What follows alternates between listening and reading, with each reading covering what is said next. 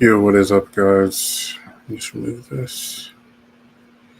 It's gonna be a quick stream today. Wow.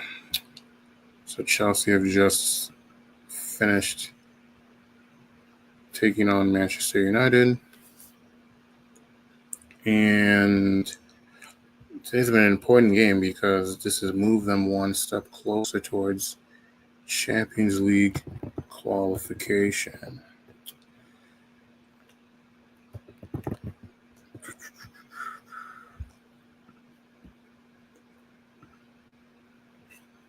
So just to take a quick look at the stats. It was interesting. It was a very low, kind of elite goal scoring game. You can kind of tell that by the XG. Neither team really crossed over one in terms of XG. I'd probably say in terms of who had the best chances today on the field, it was definitely Madueke. He had like two really big opportunities to score. You can see here one with like a 0.36 XG. And then another one, I think this 0.10 is a bit dubious because I honestly think he should be doing better. I think 0.10 is like a lower reflection of how well he had to score that. That's what I would say. Overall, I thought that today was a bit of a middling game. I can't really say who played well. I think Palmer was a bit anonymous in the first half. I thought he played significantly better in the second. I thought both wingers today were pretty anonymous. I thought Tyreek George did an okay job in terms of like pressing and running the channels, but it definitely wasn't a strong game from him. And I'm not going to be too upset about it because obviously he's playing striker. That's not his main position. I would say in terms of who I thought really had a good game today, I'd definitely say Caicedo was a standout. Cole was a standout. Reece James was a standout as well. Reece coming up really clutch with like an insane play to get the assist for Cucurella's goal. And it kind of just shows, what having that little bit of on-ball quality can really do for you. And with this result, so now Chelsea are in the top four once again. They're currently on 66 points, so that's going to be 3 points more than they finished last season with. They actually have a chance to finish the season with 20 wins, which would probably be the most they've gone in the should definitely be the most they've gone in the Todd Bowley, Clear Lake, kind of era. And I think what is also interesting is if you look at the let's see if I can find it.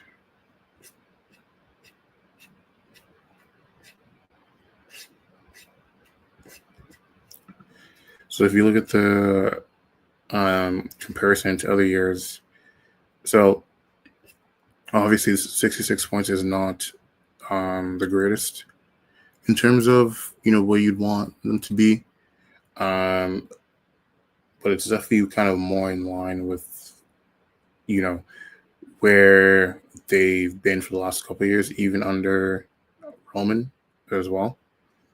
You can kind of see here 60 points last season. Obviously, this is in the midst of like that 5-game winning run they went on at the end of the season. 43 points the year prior, which was absolutely diabolical.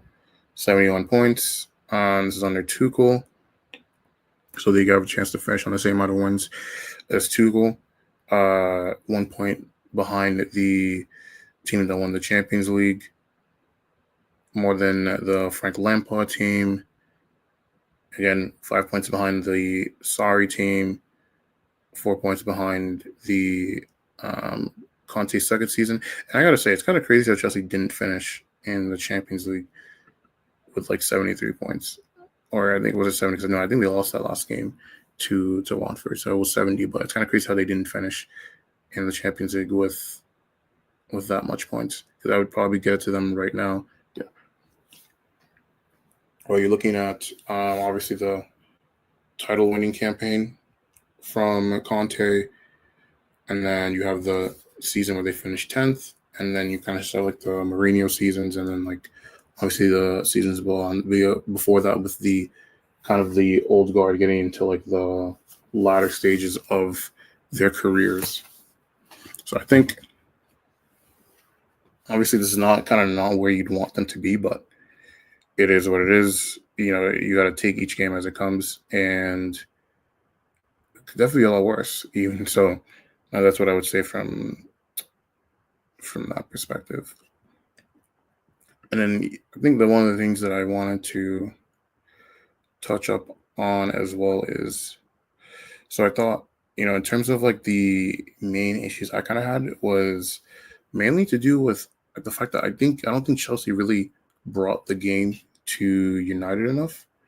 Like obviously United are a team that have been known, I'm not saying known, but under Emery, their biggest weakness is kind of like their poor build-up play. They're usually pretty susceptible, or can be at least, you know, to teams that press them hard and press them well, which, to be honest, is not something I thought Chelsea really put in a good amount of effort to do. It kind of felt like what Chelsea wanted to do was basically just kind of hold the line of three, right? And then they would kind of just have, you know, either Madueke or Neto press whichever outside center back on their side was the one that received the pass. But they wouldn't really like commit to it. No, that I think they did a good job of really like making sure to intercept the ball. And funny enough, I think it wasn't even necessarily that they didn't do a good job. Maybe I'm putting that wrong. Mostly they didn't do enough, because especially in the first half, there were like a good 3 or 4 times where when Chelsea actually committed to the press, they were getting somewhere. I'm actually curious to see what Markstat has for this game in terms of like opponents' passes per defensive actions.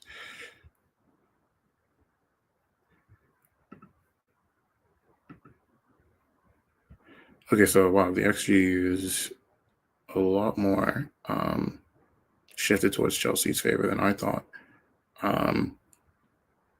One of the things I did find that was interesting is, so as we were talking about United's like slow and kind of lackluster buildup, is despite having like way more possession, the field tilt is significantly in Chelsea's favor. So it's like, you know, what did United really spend all the time doing, trying to build out with the ball? Like they didn't really get to do much. I thought probably like their best outfield player, I'd probably give it to Ahmad. I thought he probably did like the best in terms of, you know, actively trying to advance the ball, but like I wouldn't say he did amazing. I'd probably also give Dorgu some credit in that regard as well. Although I think with Dorgu specifically, like he didn't really do as good of a job in terms of like actual playmaking, but ball carrying, I thought he did okay. In that respect, though, I thought that Casemiro and Luke Shaw were okay. I think they're probably like the best outfield performers for Manchester United, which again is not really saying much, you know, in the grand scheme of things. I thought United's what's it called? I thought United's possession game got significantly worse when Ugarte kind of came in, and funny enough, like literally not long after he came in, that was when Chelsea ended up scoring as well. And like I stated earlier, Caicedo was like insane. Caicedo was like the main person breaking up play and really making sure that the game didn't become like a heavy like transition game, which would obviously not suit Chelsea specifically, just because like as the team that's like better on paper, you don't want the game be as open as possible. So at least that's just generally how I tend to think about it. Anyway.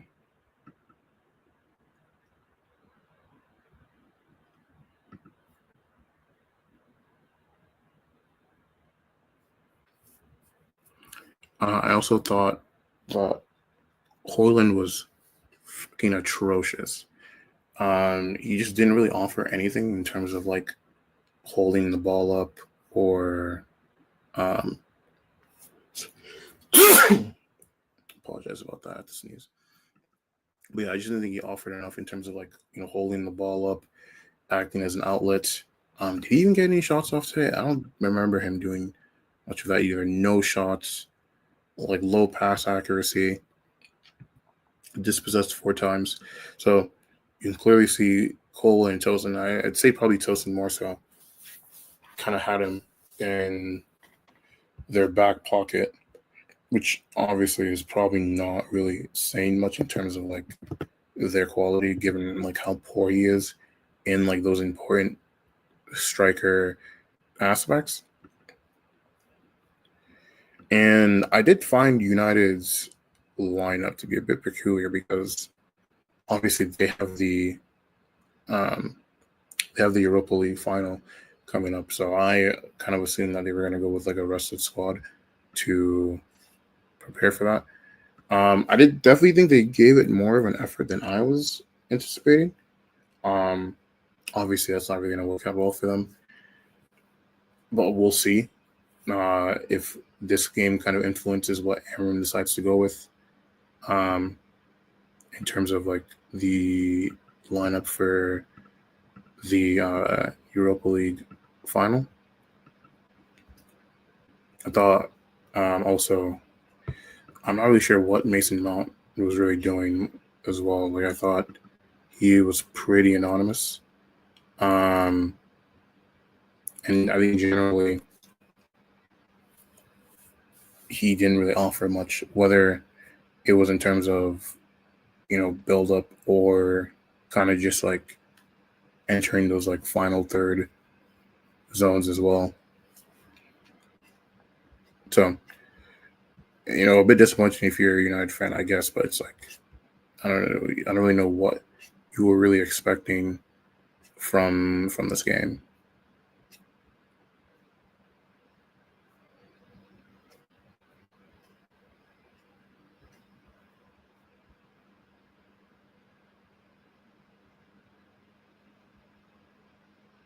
Another player. Oh wow, I almost forgot to mention another player I thought was really disappointing today was Enzo Fernandez. Like I thought he just didn't really influence the game as much as I would generally expect,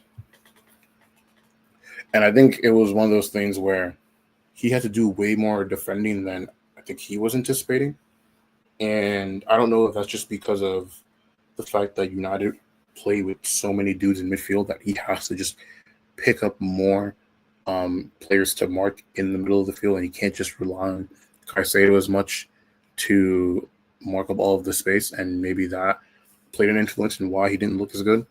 But just even on the ball, I thought he was really poor, misplacing simple passes.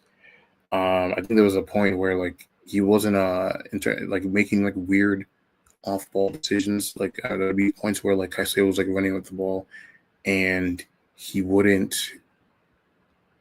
make any clever off-ball runs. It was really fucking bizarre, to be honest. With that being said, obviously, like it doesn't really matter as much for this game, but I do think that's also something to keep in mind as well. And I don't know, maybe part of that too is because Reece James didn't do a significant amount of overlapping. He was more so like either making underlap runs or just keeping really conservative, which of course makes sense given his history, his injury record. So, Enzo didn't have as many runners to like look for in terms of passing as maybe he would have liked. I guess I'm just trying to like figure out what the problem was. Another thing I thought was peculiar as well is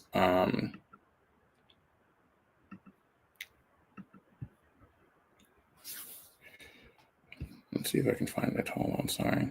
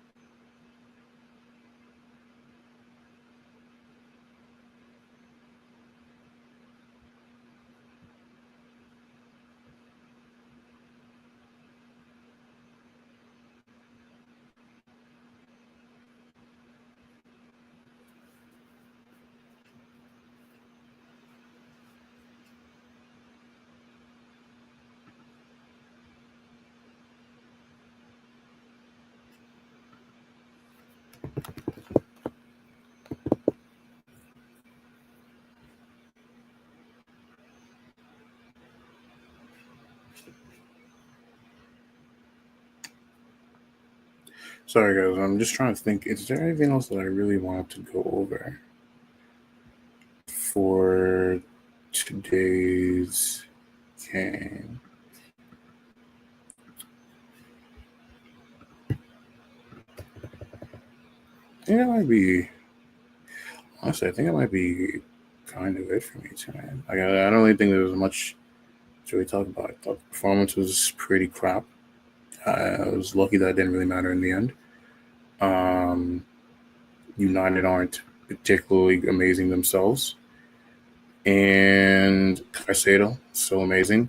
Colwell had a good game. Wingers need to do better. Palmer started off slow, but grew into the game as it went on. Chelsea definitely need a striker. Going long, I forgot that going long, especially in the first half, Sanchez was going long a lot. It didn't really net in anything positive, if I were to be completely honest with you. I thought Sanchez, he did make a really clutch save. I think it was against, I believe it was against Ahmad. It was like a low driven shot. I like towards like the angle on the right side in the second half. So, I thought it was good from him from that perspective. Again, Reece James did amazing. That little piece of quality to find Cucurella, that little turn was honestly out of this world.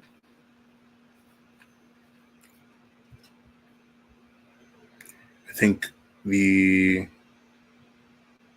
off-ball work needs to improve. I thought maybe I was thinking of moving Nacho into the center forward spot and maybe moving Tyreek George into a winger position. I thought maybe that could have helped just because he's a little bit more dynamic than George is. I'm thinking it might be a little bit easier for him to kind of drag the center backs. But I think part of that could have been because there's three of them. There's really only so much space that George can run into. So it's really up to the wingers to take on who they have, whether it's one of the wing backs or especially if it's one of the center backs, and beat them to kind of create those overloads. And I think that was what Ruska was hoping to do today with his tactics. Now, how well it actually worked, that is a different conversation. But it is what it is.